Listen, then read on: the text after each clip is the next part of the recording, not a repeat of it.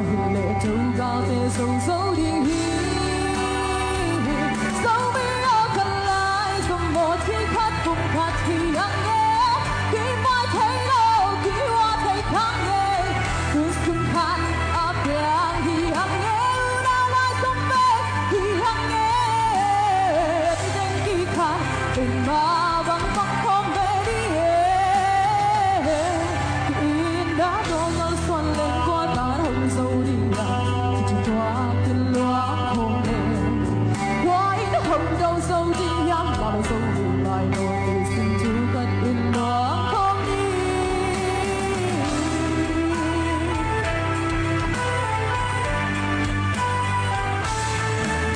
qua hiếm qua gạo cân lao lù qua ta qua mi cân lao lù lục tòa dấu mi cả hie cả cắm cả lấy cả qua hi lao lù sâu mi cả băng nghe hôm qua đó lòng cho đi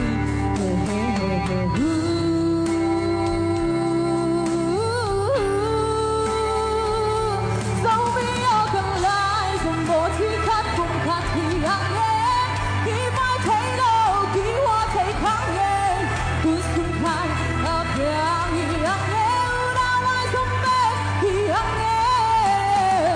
tên khi khát tình mà vắng vắng không thể đi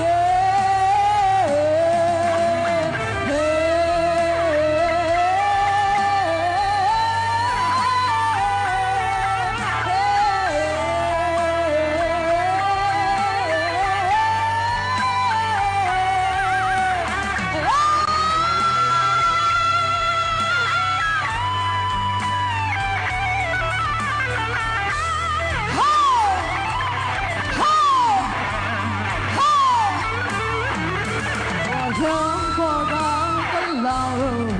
qua ta qua mi cân lao lù lục qua dấu mi cả hie cả cắm cả lấy cả qua hi lao lù sâu mi cả băng ghế hôm qua nó lon cho khi để cả lao lù cả cả hi